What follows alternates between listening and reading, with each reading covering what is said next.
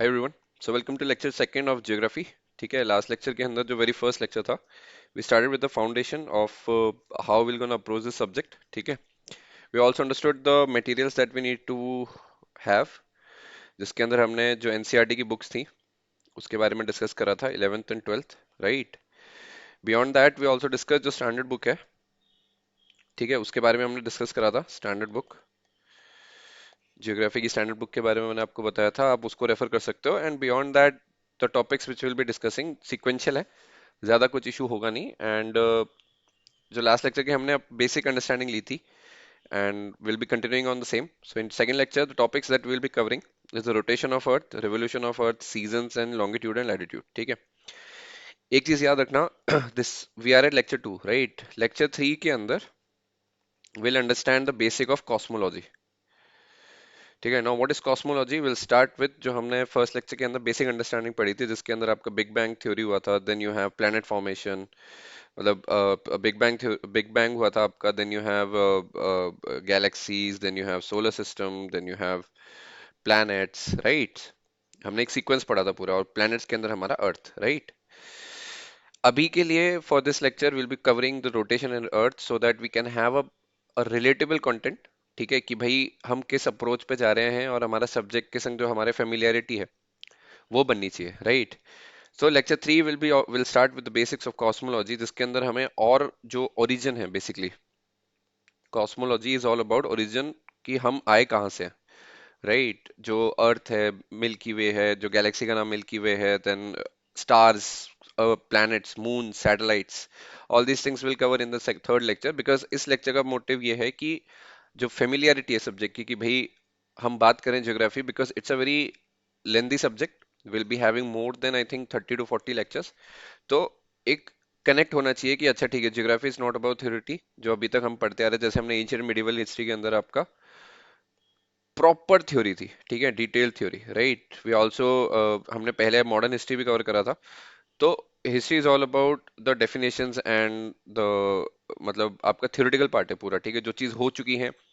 ठीक है, medieval history, कैरोलिथिक, पिलियोलिथिक, tenure वगैरह, वो सब हम वो चीज बदल नहीं सकती, बट आप उससे रिलेट नहीं कर सकते, because that the tenure that we talked about in history is like greater than 100 years now, right. तो थ्योरी के अलावा आपके पास कुछ है नहीं उससे रिलेट करने के लिए, but in geography the things are completely opposite. ठीक है, आप इस चीज को practically in every day you can relate, every day you can relate to it, कि भाई क्या चल रहा है। आप किसी भी देश के, दुनिया के किसी भी कोने में हो, if you are in north part of India, और even if you are sitting in let's say Australia, right, you can simply को रिलेट टू कि भाई जियोग्राफी कैसी है, सीजन्स कैसे चेंज हो रहे हैं, डे एंड नाइट में कैसे फर्क आ रहा है, ह्यूमिडिटी क्या है, आज के दिन ह्यूमिडिटी कैसे ज्यादा है, why we are facing so much of floods in northern plain now. ठीक है, लैंडस्लाइड जो वैनन में हुए केरला में, landslides were, right? What is the concept behind landslide? How the soil eventually loses its hold. ठीक है, ग्राउंड कैसे स्लाइड होना स्टार्ट होता है, what are the reason behind it, everything is relatable in geography, और आप उस चीज को कोरिलेट कर सकते हो।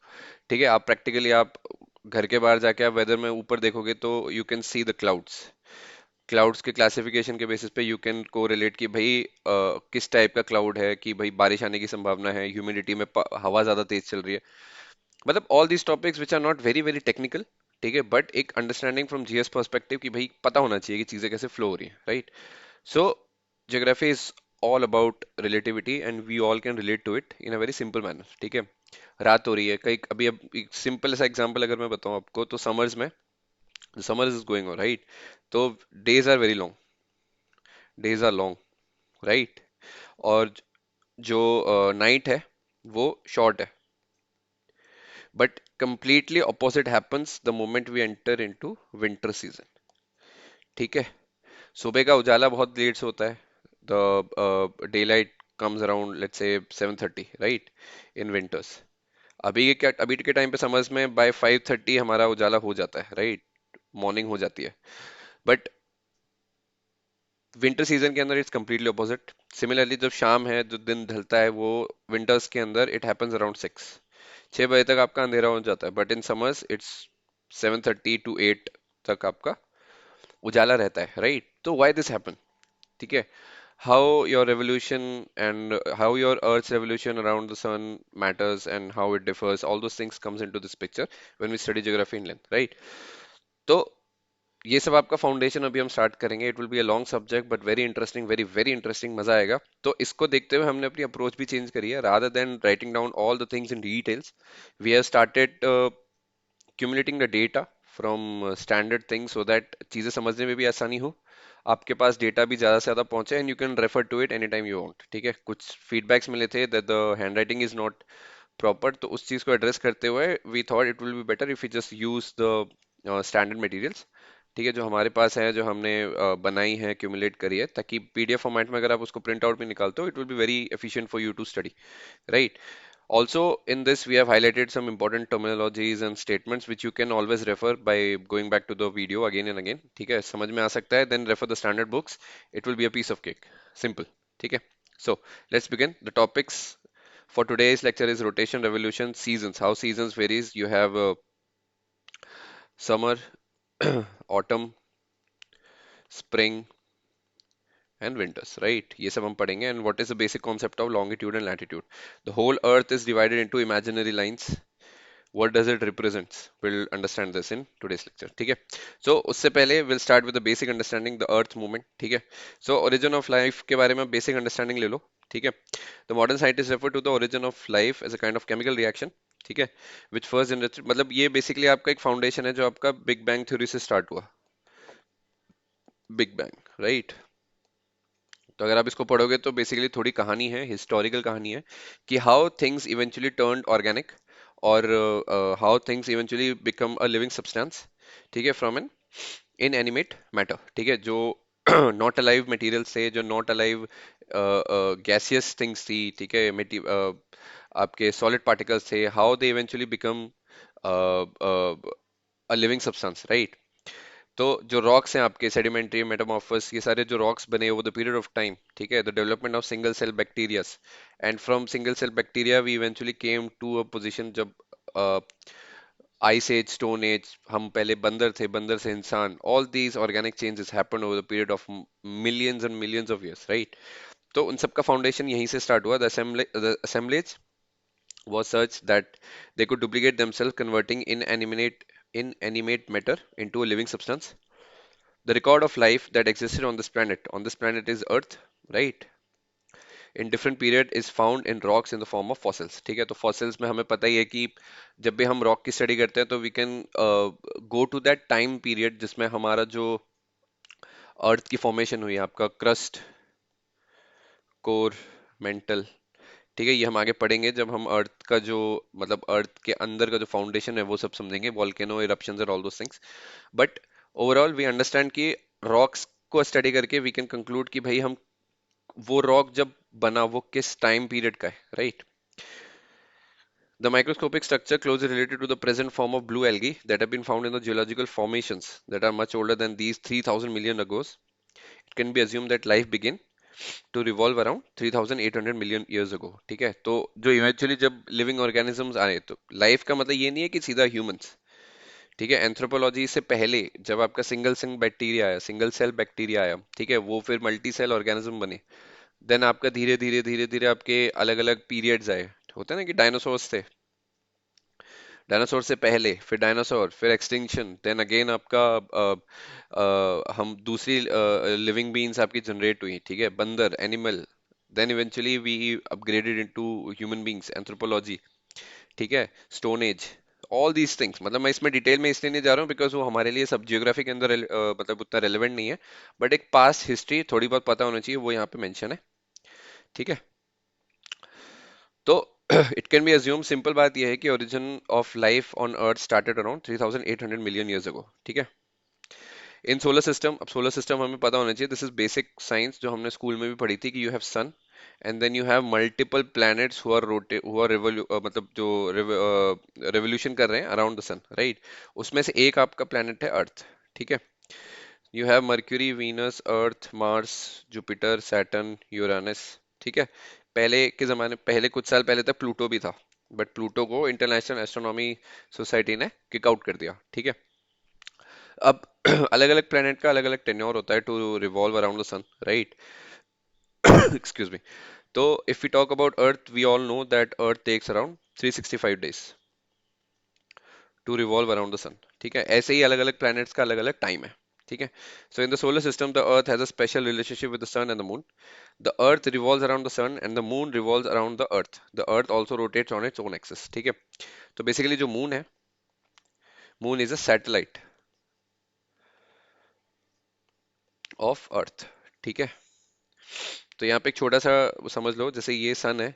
ठीक है, सन एक एलिप्टिकल ऑर्बिट है आपका, जिसके पाथ पे आपका अर्थ रोटेट करता है। ठीक है, अब sorry, not rotate but revolve करता है। ठीक है, अब अर्थ की खुद की एक एक्सिस भी है, एक रेफरेंस एक्सिस, इधर देख सकते हो। इस रेफरेंस एक्सिस पे अर्थ खुद रोटेट भी करता है। ठीक है, फ्रॉम वेस्ट टू ईस्ट। ठीक है, तो this stands for your revolve and rotate. ठीक है, अब जब अर्थ सन को के साथ रिवॉल्व कर रहा है, तो अर्थ को रिवॉल्व करने के लिए भी आपका एक सैटेलाइट है, that is your moon. Multiple planets have multiple moons. ठीक है, जिनको सैटेलाइट्स भी कहते हैं। ठीक है, जुपिटर का अलग है, सैटर्न का अलग है, ऑल दोस थिंग्स। ठीक है, सो special relationship, the earth revolves around the sun and the moon revolves around the earth. The earth also rotates on its own axis. Axis के बारे में हम लैटिट्यूड लॉन्गिट्यूड में भी पढ़ेंगे। ठीक है, वो अभी इसी सब्जेक्ट में, इसी लेक्चर में कवर है। These motions of the earth causes the days, night, season, tides and eclipses. Eclipses हमें पता है, सोलर एंड लूनर। ठीक है, basically sun, moon and earth का फॉर्मेशन जो एक स्ट्रेट लाइन में आ रहा है कि भाई अगर अर्थ बीच में आ गया तो क्या होगा, अगर मून बीच में आ गया सन और अर्थ के, तो कौन सा इक्लिप्स लगेगा, ऑल दोस थिंग्स। इसके अलावा जो डे एंड नाइट है वो कैसे डिफर करता है, all these things depends on the these three things only, जैसे आपका मून, अर्थ एंड सन। ठीक है, primarily between earth and sun, because moon का जो रोल है वो आपका टाइड्स और एक्लिप्सिस से रिलेटेड ही है। ठीक है, so basic understanding of day and night. So when the earth rotates on its own axis, only one portion of the earth's surface comes into the rays of the sun and experiences daylight. Simple फंडा। ठीक है, अभी आप देखोगे जो, अगर सन की कोई रेज आ रही है, ठीक है, तो वो इस पार्ट पे ही आपकी लैंड हो रही है, और जो ऑपोजिट पार्ट है उसमें कंप्लीट डार्कनेस है, क्योंकि वहां तक लाइट नहीं जाएगी। तो this part of the earth will face day light, right? और ये वाला जो पार्ट है बैक साइड का, जिसपे सनलाइट नहीं आ रही है, it will have the night time. ठीक है ना? Okay, the other portion which is always away from the sun rays will be in darkness, right? As the earth rotates from west to east, as we discussed, every part of the earth's surface will brought under the sun at the same time or the other। ठीक है, तो भाई अब अगर जैसे ये अर्थ है, ठीक है, यहाँ से सनलाइट आ रही है, तो अगर मेरा इक्वेटर बीच में से जा रहा है, तो कुछ कुछ जगह पे एकदम स्ट्रेट लाइन आएगी सन की, और कुछ कुछ जगह पे ओपेक लाइन आएगी, मतलब हाफ पार्शियल। ठीक है, सो दैट डिपेंड्स कि भाई व्हाई दिस हैपेंस इज, क्योंकि अर्थ जो हमारी है ना, वो स्ट्रेट नहीं है ऐसे, इट इज पार्शियली टिल्टेड। ये हम अभी आगे डिस्कस करेंगे। ठीक है, so as a part of the earth's surface that emerges from the darkness into the sun rays experience the sunrise, simple, and later when it gradually observed from the sun is fact stationary and it is the earth which rotates। ठीक है, the illusion is exactly the same as we travel in a fast moving train, the trees and the houses around us appears to move and we feel that the train is stationary। ठीक है, जब हम fast किसी train में travel करते हैं और अगर हम विंडो से बाहर देखते हैं, तो we feel that the trees, अगर कोई ट्री है, कोई एनिमल अगर खड़ा हुआ है या कोई स्टेशन आता है, तो ऐसा लगता है कि वो सारी चीजें मूव करी और हम एक जगह बैठे हैं, but that's not the case, right? Because we are in train, we feel like this, but in reality we are in the motion and the things outside are static, right? So that's how a day and night defines, right? Now we'll talk about something, some about Earth's evolution। ठीक है, तो अब Earth's evolution का क्या scene है? We all know कि जो Earth है that revolves around the sun and it takes around 365 days, but not exactly. In reality, it takes around 365 and 1.4 days to revolve around the sun। ठीक है, अब ये लोग जो स्टैंडर्ड है कि भाई 1/4 ऑफ द डे को कैसे कैलकुलेट करें। ठीक है, तो उन्होंने ये बोला कि भाई 365 डेज मान लो, it takes around to it takes 365 days for Earth to revolve around the sun. और जो 1/4 है उसको 4 साल के पीरियड के बाद आप 366 ऐड कर दो, तो यो 1.1/4 plus 1/4 plus 1/4 plus 1/4, so that gives you one whole day after 4 years, है ना?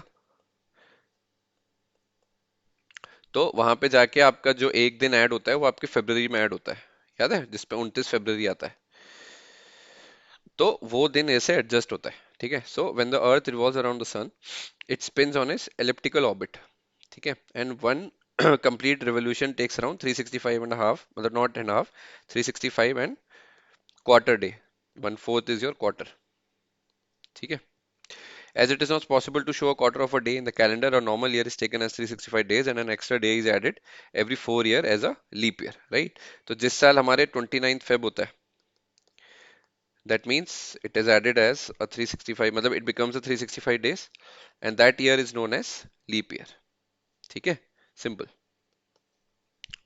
Now द अर्थ रोटेट्स अब रेवोल्यूशन की तो बात होगी, 365 दिन और क्वार्टर ऑफ अ डे लगता है, ठीक है? But what about the rotation, मतलब अर्थ की खुद की एक्सिस का रोटेशन, तो earth rotates once in about 24 hours with respect to the sun and once in every 23 hours and 56 minutes and 4 seconds with respect to the stars. Now what are stars? तो stars basically बहुत ही छोटे और blinking, आप बोलो planets होते हैं जो कि बेचारे far far away in the galaxy, ठीक है? ये उतना रेलेवेंट नहीं है because we are most focused on कि how the earth behaves with respect to sun and moon, ठीक है? बट हमें पता होना चाहिए कि द अर्थ रोटेट्स 24 घंटे में with respect to the sun, ठीक है? अपने एक्सिस पे जब घूमती है तो 24 घंटा लगता है उसको पूरा घूमने में. That's why our time is divided into 24 hours, right? But with respect to stars it is 23 hour 56 minutes and 4 second, ठीक है? अब इसका रीजन ये है कि this is reason why the stars rise 4 minutes early every next day. Earth rotation is slowing. अब इसमें कुछ साइंटिफिक फैक्ट्स हैं जो आप पढ़ सकते हो for your own curiosity, that earth rotation is slowing slightly with time, thus a day was shorter in the past. आज से कुछ साल पहले तक आपका जो दिन था उसका जो टेन्योर था वो शॉर्ट था, मतलब अगर आज के टाइम पे 7 PM पे दिन खत्म हो रहा है तो पहले 6 बजे ही खत्म हो जाता था, ठीक है? But now it has expanded. This is due to the tidal effects of the moon. This is due to the tidal effect the moon has on Earth's rotation. ये कॉन्सेप्ट हम टाइडल इफेक्ट्स में पढ़ेंगे properly कि भाई जब moon आपका पास होता है तो ग्रेविटेशनल पुल की वजह से आपके लो टाइड हाई टाइड पे कैसे क्या इंपैक्ट होता है, all these things will discuss. इसके साथ साथ एक atomic clock shows that a modern day is longer by about 1.7 milliseconds than a century ago. आज के टाइम पे जो मॉडर्न डे है वो क्योंकि ऑब्वियसली 1 घंटा ज्यादा बड़ा ही है, तो एटॉमिक क्लॉक के हिसाब से 1.7 मिली सेकेंड्स के बेसिस पे आपका टाइम बढ़ा है, ठीक है? So this is about your earth revolution, ठीक है? अब देखो इंपॉर्टेंट कॉन्सेप्ट यहाँ से स्टार्ट होता है जब आपका कई कई जगहों पे हम देखते हैं कि भाई दिन और रात ना अलग अलग टाइम के हिसाब से चलता है, कि कहीं पे दिन डेज जो हैं वो ज्यादा बड़े होते हैं, लंबे दिन होते हैं, ठीक है? कहीं कहीं पे आपकी जो रातें हैं, नाइट होता है, वो बहुत बहुत ज्यादा शॉर्ट होती हैं, ठीक है? कहीं पे हम देखते हैं कि रात के 11 बजे भी आपका दिन दिख रहा है, डे लाइट चल रहा है. Now what causes this, important thing, right? Now so we'll cover this in varying length of day and light. The axis of the earth is inclined to the plane of the ecliptic. ecliptic ecliptic क्या है, जो इधर दिखाता हूँ पहले देखो. ये वाला जो प्लेन है ना, ये सन है आपका, ये वाला जो प्लेन है जिसपे आपका जो एक ऑर्बिट बनता है पूरा, जिसपे आपका अर्थ रिवॉल्व कर रहा है सन के around, this is your ecliptic plane, ठीक है? एक तो ये प्लेन है, ठीक है? इसके साथ साथ अर्थ की खुद की एक एक्सिस भी है. Now you see this, you see, ऐसा नहीं है, ये देखो मैं दिखाता हूँ, wait, you see this. Earth ऐसा नहीं है कि ये गोल बना दिया और बीच में से ऐसे दो वर्टिकल लाइंस खींच दी, no, this is not your axis of rotation. बीच में से जो कट रही है ये एक्सिस ऑफ रोटेशन ही है, but the axis of rotation is this, जो कि टिल्टेड है थोड़ी. You see this 23.5 degree north, 66.5 degree. So ये देखो इस एक्सिस, ये प्लेन ऑफ एक्लिप्टिकल है, जो रेवोल्यूशन के टाइम पे हमारा रेफरेंस है, और ये आपका है axis of rotation. This is your axis of rotation. तो अगर आपको चेक करना है, wait I will show you. So ये line and this line, you see, ये बनाता है आपका 66.5 डिग्री का टिल्ट, और हमारी जो अर्थ है वो थोड़ी राइट हैंड साइड पे शिफ्टेड है। सेम चीज मैंने इधर भी बनाई है। I try to make you understand. तो अगर ये अर्थ है, ठीक है, तो ऐसा नहीं है कि ये नॉर्थ पोल बीच में सेंटर से काट दिया और एक इक्वेटर की लाइन बीच में से काट दी, तो ये आपका एक्सिस ऑफ रोटेशन हो गया ये वाला। ठीक है, ये एक्सिस ऑफ रोटेशन नहीं है। इसको थोड़ा 23.5 डिग्री हम राइट में शिफ्ट करते हैं, और इसको साउथ पोल को थोड़ा 23.5 डिग्री इधर इसको हम करेंगे ईस्ट साइड शिफ्ट। ठीक है, तो ये वाला जो एंगल है, this is your 23.5 degree shift. ये जो लाइन है ना, this is your axis of rotation. ठीक है, अब कमिंग बैक, आई होप ये पॉइंट क्लियर हुआ होगा। वैसे मैंने अंडरस्टैंडिंग के लिए यहाँ पे सारा लिखा हुआ है। You can ignore this diagram. अगर आप चाहो तो ये वाला डायग्राम इग्नोर कर सकते हो, बिकॉज यहाँ पे ना सारी चीजें क्लियरली मेंशन्ड है। ठीक है, सो the axis of the earth is inclined to the plane of ecliptic. The what is ecliptic? The plane in which the earth orbits around the sun. ठीक है, जो हमने डिस्कस करा। At an angle of 66.5 degrees पे tilted है। ये हम यहाँ से भी देख सकते हैं, ये आपका plane of ecliptic है, and this is your axis of rotation, right? तो ये जो एंगल है, this is 66.5, right? So this tilt eventually give rise to different seasons and varying length of the day and night. ठीक है, वो कैसे होता है वो हम समझ जाएंगे। If the axis were perpendicular to this plane, all part of the globe would have equal length, equal days and night at all time of the year, but we know this is not true. ठीक है, अब देखो, अगर ये वाला scenario होता, कौन सा वाला,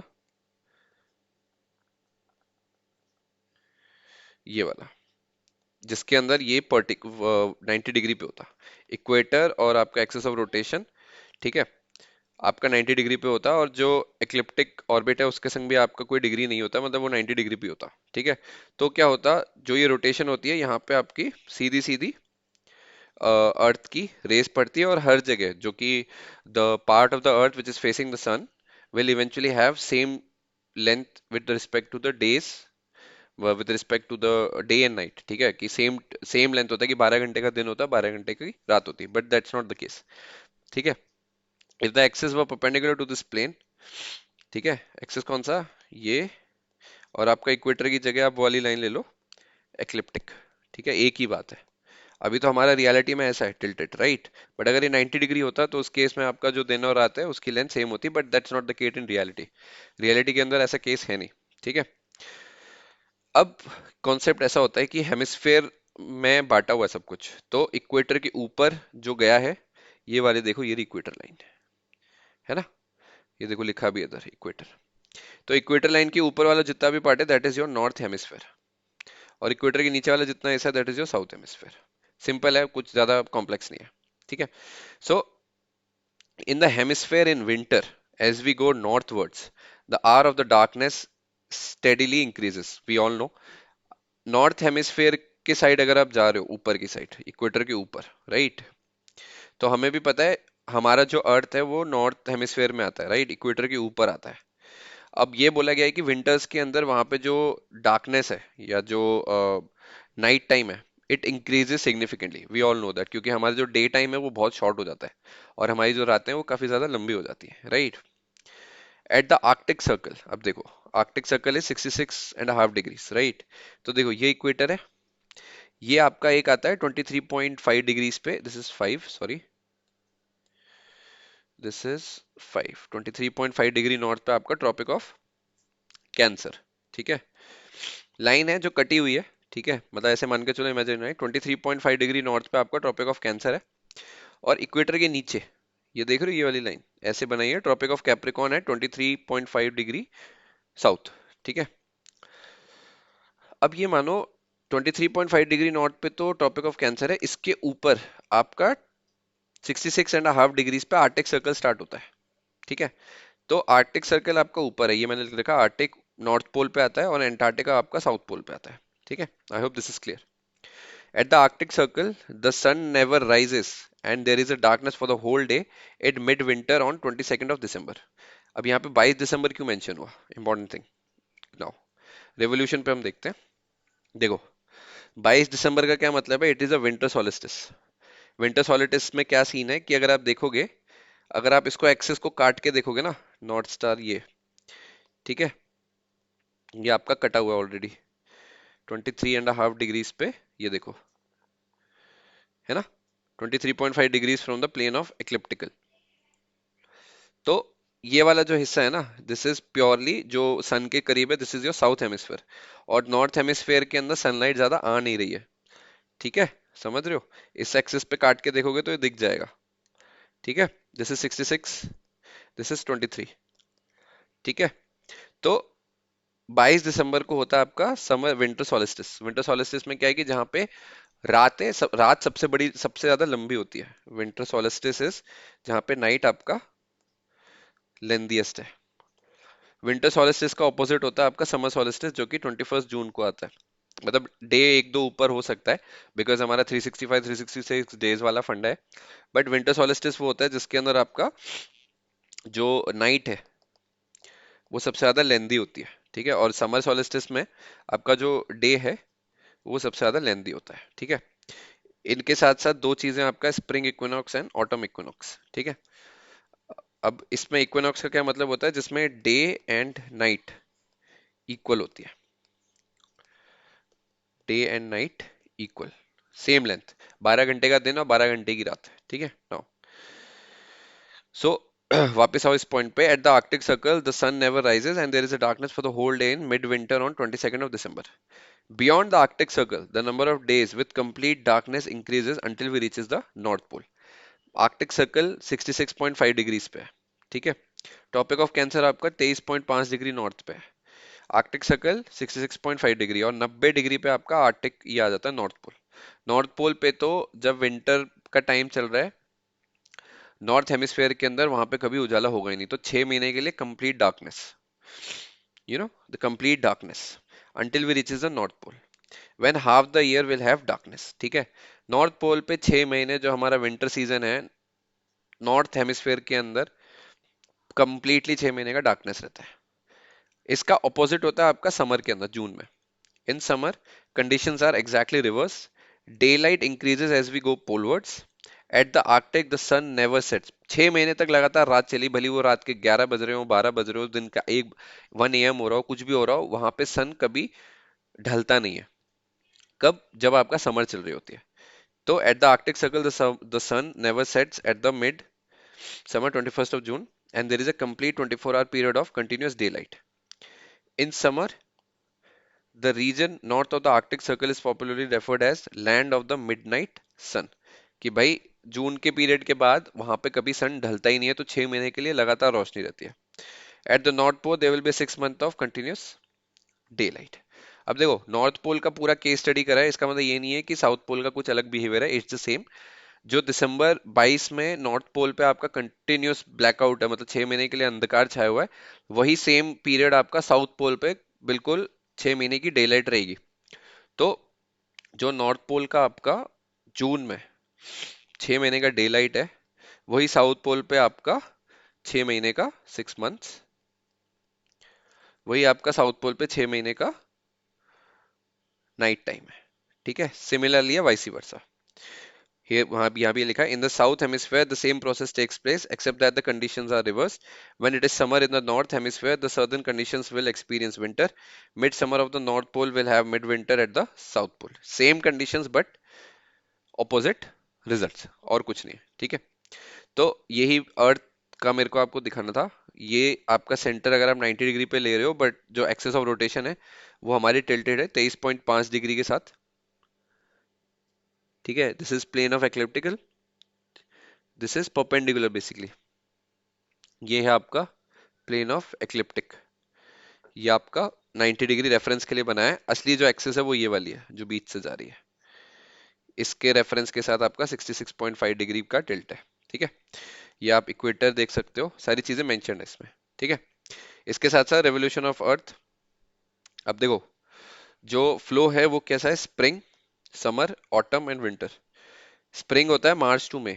अब देखो ये स्प्रिंग चल रहा है, तो मार्च से चल के हमारा जून तक का ये पीरियड है।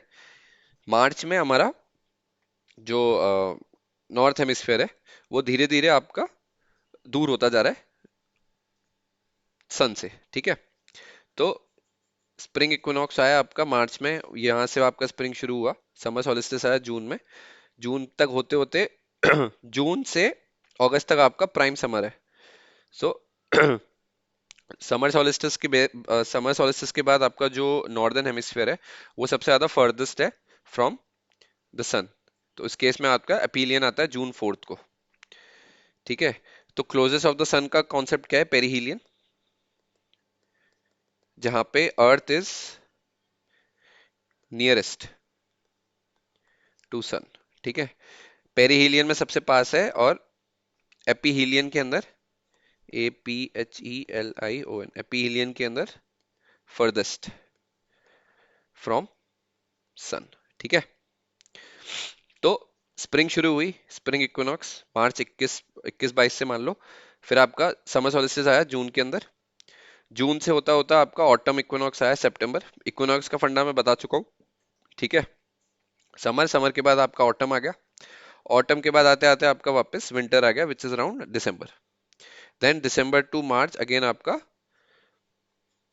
स्प्रिंग चल रहा है, ठीक है। मतलब not spring but December to March आपका विंटर चल रहा है, मार्च के बाद आपका वापस स्प्रिंग आ गया। So this is all about your revolution, rotation and जो आपका रेफरेंस पॉइंट है orbit of axis, ecliptic plane, जो कि ऑर्बिट की एक्सिस है when the earth revolves around sun, ठीक है। नाउ अब एक कॉन्सेप्ट है the altitude of the mid day sun. In the course of a year, the Earth's revolution around the Sun, with its axis inclined at 66.5 to the plane of ecliptic, changes the apparent altitude to the midday sun. Midday sun का क्या मतलब है कि भाई अ, अभी देखो इधर देखो कि कहीं कहीं पे सूरज आपसे बहुत दूर होता है, ठीक है, और कहीं कहीं पे सूरज बिल्कुल पास में है। तो ये देखो, अगर कोई पॉइंट है, जैसे मैं आपको दिखाऊं दिस, वेट, या, ठीक है। अगर ये अर्थ है, ठीक है, अगर मेरे पास सन यहाँ है तो मेरे पास बहुत बड़ा एरिया बचता है विंटर के हिसाब से, ठीक है। और जब मैं इसकी बात करता हूँ समर की, तो सन आपका दूर है, ठीक है, अर्थ आपका बहुत पास है। तो स्मॉल एरियाज के अंदर आपका जो कंसंट्रेशन है वो बहुत ही लिमिटेड है, ठीक है। इसको मैं आगे अभी ढंग से बता दूंगा, बट एक कॉन्सेप्ट है, इंपॉर्टेंट चीज है, चलो मैं इसको आपको आगे बताता हूँ, ठीक है। सो the sun is vertically overhead at the equator on the 2 days of each year. These are 21st March and 21st of September. देखो 21st of March, 21st of सितंबर, ठीक है, देख रहे हो ओवरहेड है, एक में ये दूर है और एक में ये बिल्कुल पास है, ठीक है। बट इक्विनॉक्स है, स्प्रिंग इक्विनॉक्स और ऑटम इक्विनॉक्स, तो दिन और रात सेम होगा, ठीक है। So these are usually 21st March and 21st September. Though the date changes because the year is not exactly 365 days, these 2 days are termed equinox, meaning equal nights. Because of these 2 days, all parts of the world have equal days and nights. ठीक है। After the March equinox, March equinox आपका ये मार्च में खत्म हो गया 20-21 को। After the March equinox, the sun appears to move north and is vertically overhead at the Tropic of Cancer 23.5 degrees north, ठीक है। Tropic of Cancer में बता चुका हूँ अभी। On about 21st of June, 21st of June को summer solstice है, ठीक है, जहाँ पे आपका जो सन है वो बिल्कुल ओवरहेड है, ठीक है, कहाँ पे? नॉर्थ हेमिस्फीयर पे। So after the March equinox, the sun appears to move north and is vertically overhead at Tropic of Cancer on about 21st of June. This is known as June or summer solstice, when the northern hemisphere will have its longest day and the shortest night. By about 22nd of December, the sun will overhead at the Tropic of Capricorn. Capricorn मतलब equator के नीचे, that is your south hemisphere, ठीक है। So the Tropic of Capricorn, this is the winter solstice when the southern hemisphere will have its longest day and the shortest night.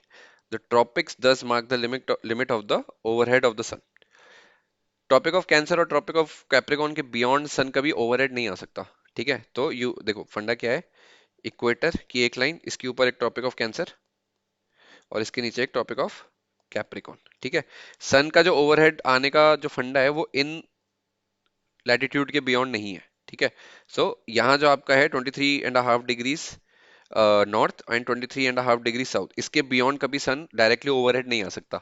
इसलिए कहा जाता है 23.5 degrees से लेकर 66.5 डिग्रीज तक आपका टेम्परेट जोन है, नॉट ट्रॉपिकल बट टेम्परेट, जहां पे ठंडी ज्यादा पड़ती है। ठीक है, वो मैं आगे भी बताऊंगा। ठीक है, बट अभी इस पे आ जाओ। ठीक है, ये समर सोलिस्टिस हमने विंटर सोलिस्टिस पढ़ लिया।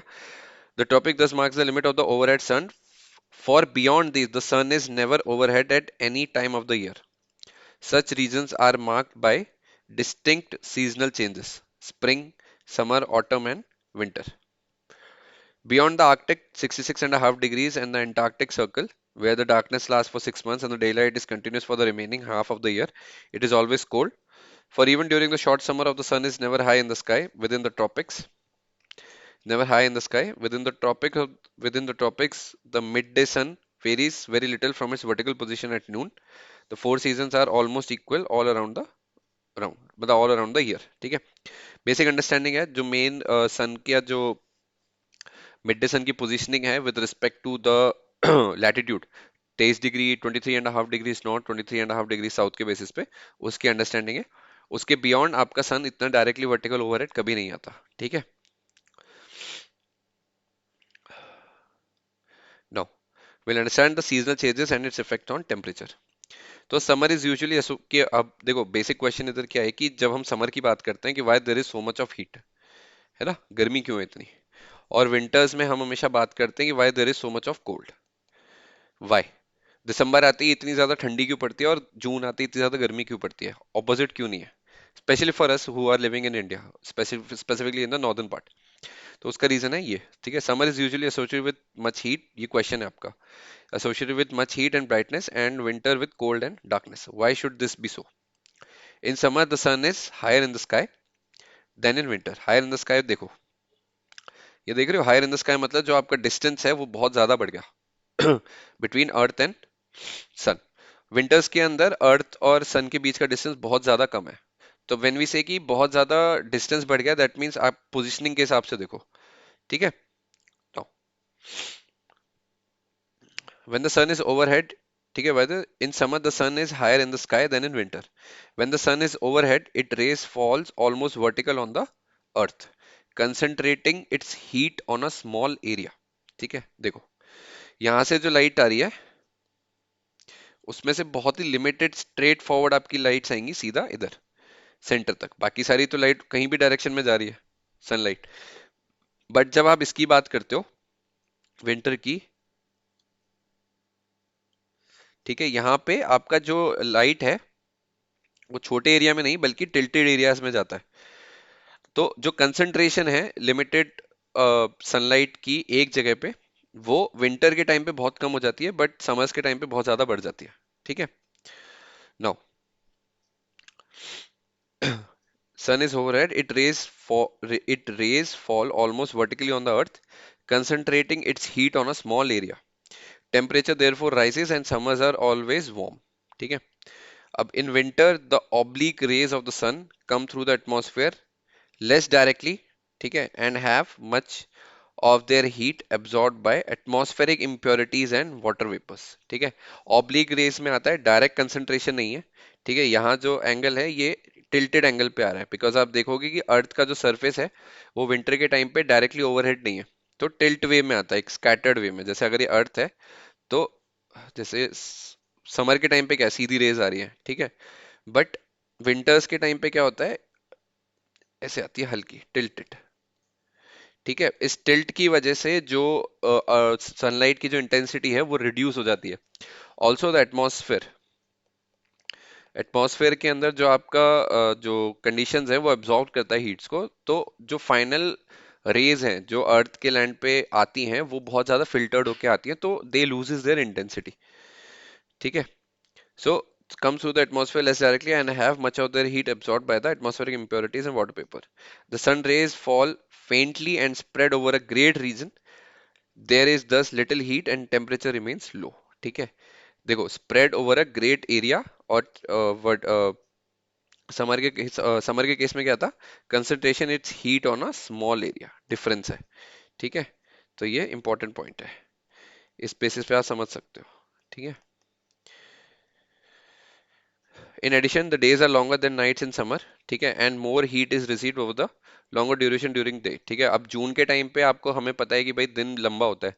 अब दिन लंबा होता है तो जो इंटेंसिटी, भली वो स्मॉलर एरिया पे सनलाइट पड़ रहा है, उसकी जो इंटेंसिटी है वो एक लिमिटेड एरिया तक है, बट वो ड्यूरेशन काफी ज्यादा लंबा है। तो उस केस में क्या है कि क्योंकि दिन बहुत ज्यादा है, the sunlight is expose for a longer duration during summers, तो इसलिए जो हीट एब्जॉर्प्शन है अर्थ की या उस एरिया की जहां पे डायरेक्ट सनलाइट आ रही है वो बहुत ज्यादा होती है। ठीक है, hence it becomes very very warm. ठीक है, in addition days are longer than nights in summer and more heat is receive of the longer day light duration. Nights are shorter and less heat is lost. There is a net gain in total heat received and the temperature rise in summer. Shorter days and longer nights in winter account for the reverse effect. Important. ठीक है, अब इसके अलावा ये समझो what is dawn and twilight. ठीक है, अब देखो बेसिकली कुछ है नहीं। अ, पूरा डे चालू होने से पहले, जब आपका सनलाइट आने से पहले जो आपका दिन की शुरुआत होती है उसको डॉन कहते हैं, और पूरी तरह रात होने से पहले शाम और रात के बीच में एक जोन आता है उसको ट्वाइलाइट कहते हैं। ठीक है, the brief period between the sunrise and the full day light is called dawn, and that between the sunset and complete darkness is termed as twilight. This is caused by the fact that during the period, the dawn and the twilight, the earth receives diffused or refracted light from the sun while it is still below the horizon. अभी concept, ये word important है, horizon. ठीक है, अब horizon का फंडा मैं आगे बताऊंगा जब हम कॉस्मोलॉजी थोड़ा पढ़ेंगे। ठीक है, क्योंकि वहां पे आपको अंडरस्टैंडिंग क्लियर हो जाएगी, बट अभी के लिए मान के चलो जो रेफरेंस पॉइंट होता है ये एक होराइजन है। जब इसके नीचे है सन तो आपको ट्वाइलाइट और डॉन दिखेगा, बट जब होराइजन के ऊपर आ जाएगा, यहाँ आ जाएगा, तो आपको डे या फिर नाइट आपको प्रॉपरली मिलेगी। ठीक है, since the sun rises and sets in the vertical path of the equator, the period during which the refracted light is received is short, but in temperate latitude is beyond 23 degree के ऊपर और 66 degree के नीचे। ये देखो 23.5 degrees के ऊपर, latitude wise speaking, latitude के हिसाब से 23.5 डिग्री के ऊपर और 66.5 डिग्री के नीचे। ठीक है, but in temperate latitude, the sun rises and sets in an oblique path, and the period of refracted light is longer.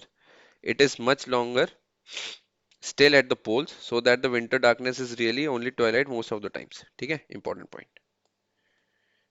Conceptual चीजें हैं, ये अंडरस्टैंडिंग अगर बेटर होती है तो परफेक्ट है। ठीक है, now the next thing is what is the concept of eclipse. ठीक है, अब एक्लिप्स का कुछ नहीं है, अर्थ सन एंड मून के बीच में फॉर्मेशन है, उसको हम एक्लिप्स बोलते हैं। An eclipse occurs when the sun earth and moon are in straight line in the plane of ecliptic. ठीक है, when the earth obstruct the rays of the sun from reaching the face of the moon gets eclipsed. When the moon hides the face of the sun, then it is eclipse of the sun. At any time, the sun is able to light only half of the earth's surface, which is facing the sun. The other half, which is turned away from the sun, is in darkness, which we all know. ठीक है, now what is the concept of lunar? Lunar और solar eclipse दो type के eclipse हैं। ठीक है, lunar eclipse क्या है? A lunar eclipse will occur only when the sun, earth and the moon are in straight line and the earth lies between the sun and the moon. तो sun, earth and moon, SEM. तो that is your sun, earth and moon stands for your lunar eclipse. ठीक है, this is possible on a full moon day. What is the concept of full moon day? ये एक बार आप खुद Google करो। ठीक है, क्रेसेंट भी आता है, क्रेसेंट मून, जो आधा कटा हुआ मून दिखता है ना हमें कभी कभी रात को, तो फुल मून और क्रेसेंट मून में क्या फर्क है वो चेक करो एक बार। ठीक है, this is possible on a full moon day, but a lunar eclipse does not occur on every full moon day, as these three bodies have to be in plane of an ecliptic. Important term है ये, ecliptic के line में होने तीनों जरूरी है, तभी आपका lunar eclipse माना जाएगा। ठीक है, अब lunar eclipse भी बेसिकली तीन टाइप के हैं। if the moon is exactly in the plane of ecliptic, मतलब ecliptic और ecliptic लाइन के संग अलाइंड है, तीनों की तीनों चीजें मतलब sun, earth and moon, ecliptic जो आपका प्लेन है उसके साथ अलाइंड है, then it's a total lunar eclipse. But if the moon is close to the plane of ecliptic, a partial lunar eclipse will occur. If the moon is far above or far below the plane of ecliptic, then no eclipse will occur. ठीक है. तो तीन condition इसके अलावा eclipse की positioning with respect to all three planets या और three solar bodies के लिए भी जरूरी है. ठीक है. The second type of eclipse is solar eclipse. A solar eclipse will only occur when the sun, earth and moon. Wait.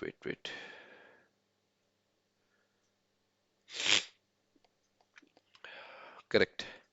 So sun, earth and moon are in straight line and the moon lies between sun and earth. तो S M E. ठीक है. S M E हो गया आपका solar eclipse और S E M हो गया आपका lunar eclipse.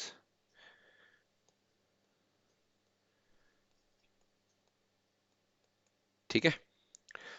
This is possible on a new moon day but the solar eclipse does not occur. ये सेम चीज है, three bodies total partial and इसमें मून का केस आ गया, सेम फंडा है एक्लिप्टिक होराइजन के साथ. पढ़ लोगे एक बारी तो समझ में आ जाएगा. Now with this thing I'll suggest you to read on your own what is the concept of diamond ring effect. ठीक है. मस्त चीज है ये बारी पढ़ना है इसको. वैसे मैंने इधर सारा मेंशन करा हुआ है but in case you have any doubt you can just drop it in a comment section and I will make sure कि ये चीज एड्रेस हो जाए नेक्स्ट लेक्चर में. ठीक है. ये अच्छा रहता है क्योंकि ये देख रहे हो आप. Okay wait I will show you. देखो डायमंड रिंग का इफेक्ट क्या है कि ये देखो जब एक्लिप्स आपका हुआ और ये आउटर लाइन जो दिख रही है सन की, इसके साथ साथ ये जो ये दिख रहा है, तो ये it resembles like a ring. तो इसी चीज को कॉन्सेप्ट को समझने के लिए आपका the concept of diamond ring effect is included. अब ये है क्या, इसको एक बारी पढ़ो वीडियो को पॉज करके. कुछ नहीं समझ में आता है तो then ping me in the comment section and I explain it in the next lecture. ठीक है. Now we move ahead with the next topic that is your latitude and longitude. Right. तो देखो सिंपल सी बात है, पूरे अर्थ में आपको किसी भी लोकेशन को आइडेंटिफाई करने के लिए एक न्यूमेरिकल वैल्यू चाहिए थी. उस न्यूमेरिकल वैल्यू को निकालने के लिए आपने दो इमेजिनरी लाइन में पूरे अर्थ को डिस्ट्रीब्यूट कर दिया. One is your latitude and another one is your longitude. Simple. ठीक है. The earth surface is vast that unless a mathematical method can be used, it is impossible to locate any place. For this reason, imaginary lines have been drawn on the globe. One set running east to west, ठीक है, parallel to the equator, which is called latitude. ठीक है. और the other set runs north and south passing through the poles and are called lines of longitude. ठीक है. The intersections of the latitude and longitude pinpoints any place on the earth's surface. For example, Delhi जो है आपका वो 28 degree 37 minute north पे है along with 77 degree 10 minute east पे.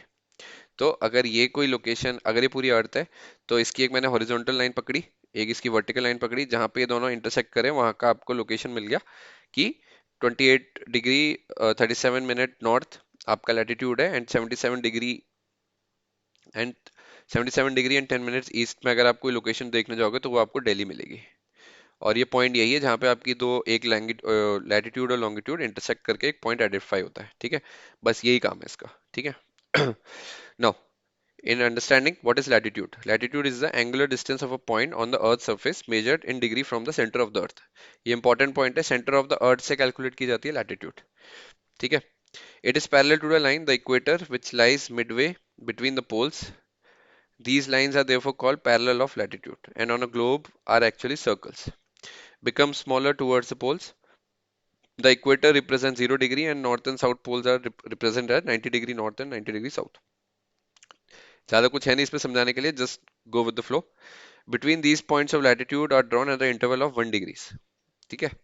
For precise location on the map each degree is divided into 60 minutes and each minute is divided into 60 seconds. Basic maths. ठीक है. The most important lines of the latitudes are the equator which is 0 degree. 0 degree पे आपका equator है. Tropic of cancer आपका 23.5 degree north. Tropic of capricorn आपका 23.5 degree south. ठीक है. ये सारे वो बता रखे हैं कि लैटिट्यूड की वैल्यूज क्या है. ठीक है. आर्कटिक सर्कल आपका 66.5 degree north and Antarctic circle 66.5 degree south. ठीक है. वही मेंशन है. As the earth is slightly flattened at the poles, the linear distance of the degree of latitude at the pole is little longer than at the equator. ठीक है, ये numerical value है, इसको चाहो तो पढ़ लो वरना कोई ज्यादा जरूरी नहीं है। ठीक है, नाउ देखो, horizontal lines latitude, vertical lines longitude. ठीक है, degree of latitude are described as north and south of the equator, 0 degrees to 90 degree, and longitude is measured east और west of the prime meridian at Greenwich. GMT जो लिखते हैं ना Greenwich meridian time या mean time, वो आपका एक location है बेसिकली लंदन के पास, तो वहां आपका 0 डिग्री माना जाता है। ठीक है, as a longitude.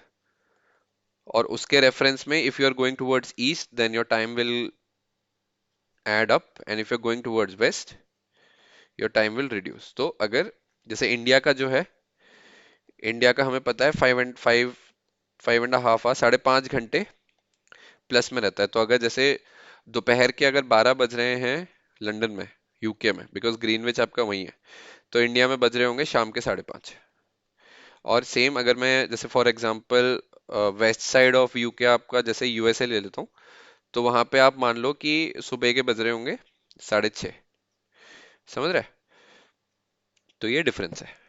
Now what is longitude? Longitude is an angular distance measured in degrees along the equator east or west of the prime or first meridian. On the globe, longitude is shown as a series of semicircles that run from pole to pole passing through the equator.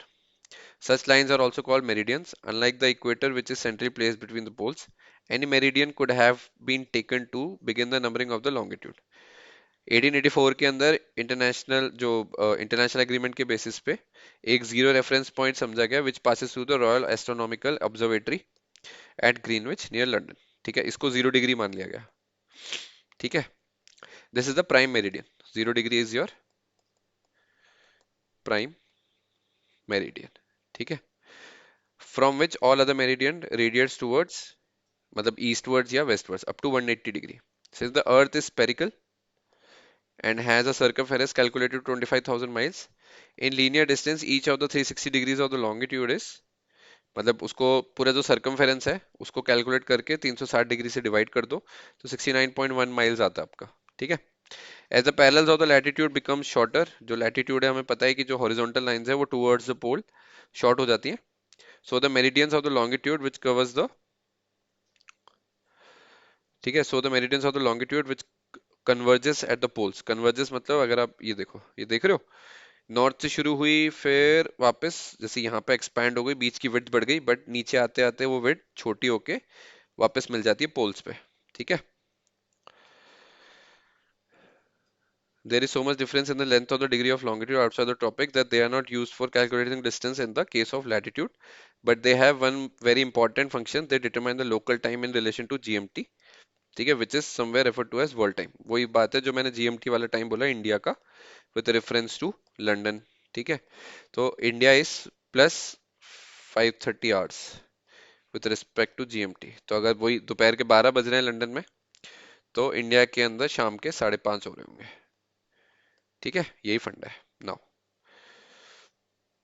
अब ये चीज समझने वाली है कि longitude and time since the earth makes one complete revolution, ये pure maths है, pure maths. ठीक है, समझना इसको।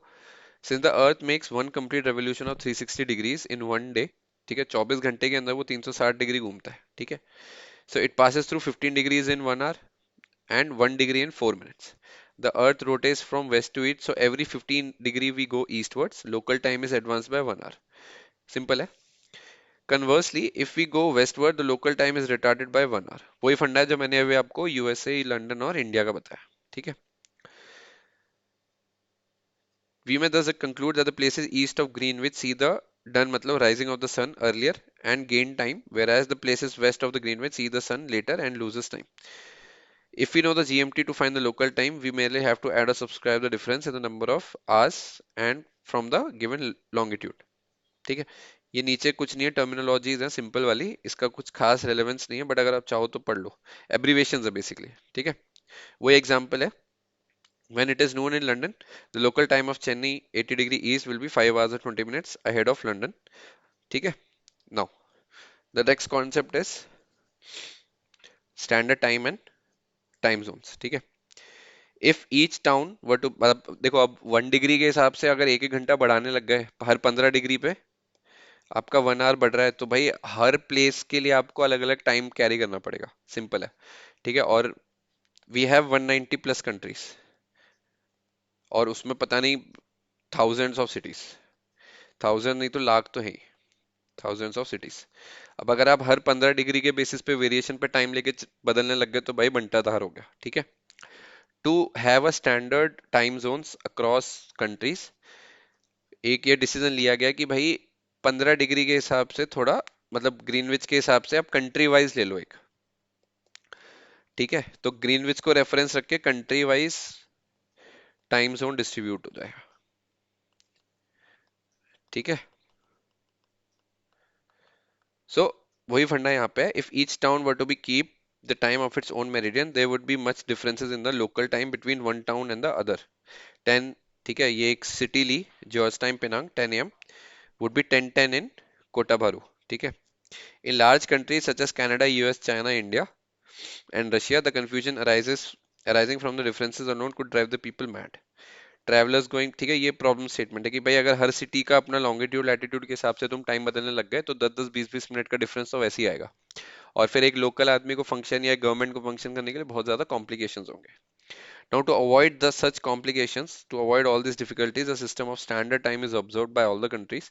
Most countries adopt their standard time from the central meridian of their country. The Indian government has accepted the meridian 82.5 degree east for the standard time, which is 5 hours and 30 minutes ahead of Greenwich Mean Time. वही वाली बात है, ठीक है। The whole world has in fact been divided into 24 standard time zone. Total आपके 24 standard time zones हैं, ठीक है। Each of it differs by the next 15 degrees. अब आप डिवाइड करके बात करो 360 डिग्रीज, वही वाली बात है, 24 घंटे 360 डिग्रीज, तो 24 टाइम जोन के बेसिस पे 15 डिग्री के हिसाब से बांटा हुआ है, ठीक है। From the next in longitude of 1 hour in the most country. Most country adhere to this division, but due to the peculiar shapes and location of some countries, reasonable deviation from the standard time zones cannot be avoided. अब जैसे तो बहुत बड़ी countries हैं, जैसे आपका Russia, China, Russia, Canada, USA, in country के अंदर ही आपके 6 से 9 अलग अलग डिफरेंट टाइम जोन्स है, ठीक है। जैसे यूएसए के 9 है, कनाडा के 6, रशिया के 9। Large countries like USA, Canada, Russia which have great east west stretch have adopted 9, 6 and 9 time zones respectively for practical purpose, ठीक है। So this is your world wide map of local, ठीक है।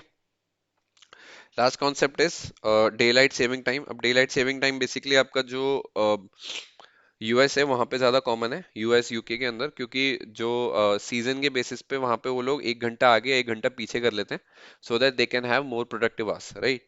सो day light saving time is a change in the standard time, ठीक है, stay in the standard time with the purpose of getting better use of the daylight. Typically, clocks are adjusted forward 1 hour near the start of the spring and are adjusted backward in the autumn. Although it has only been used in the past 100 years. ठीक है, simple है फंडा, इसको एक बार ही समझोगे तो कुछ नहीं है। जब आपके पास दिन ज्यादा है, जैसे गर्मियां है, अब गर्मियों के अंदर 1 घंटा आप आगे लेके चल रहे हो, अगर 6 बज रहे हैं तो उसको 7 बजे डिक्लेयर कर दो, तो आपके पास ज्यादा टाइम रहेगा काम करने के लिए, ठीक है, ठीक है। और 1 घंटा पीछे कर दोगे आप तो आपके पास ऑटम के अंदर आप उसको टाइम को मैनेज कर सकते हो, ठीक है। So this is all for lecture 2। Lecture 3 के अंदर will start with the basic of cosmology, Galaxy, stars and solar system, क्योंकि अभी हमारा जो मेन अर्थ से रिलेटेड कॉन्सेप्ट था वो क्लियर हो गया, इसके ऊपर हम बिल्टअप करेंगे, ठीक है। So this is all for today. ये आप नोट्स रेफर कर सकते हो, go through the video again and again, everything is return in a detail manner. हमने अलग अलग मटेरियल से, खुद के मटेरियल से जनरेट करके, अलग अलग मटेरियल से इकट्ठा करके चीज़ों को बनाया, rather than writing it down it saves us a lot of time, so and it is convenient for you too, so that you can have directly things right before your eyes, right? So this is all for today. Thank you for watching. Keep learning, keep working hard, and I'll see you in the next one in lecture 3. We'll start with the basic of cosmology and we'll proceed right from there. Keep learning, keep working hard, and I'll see you in the next one. Bye bye. Take care.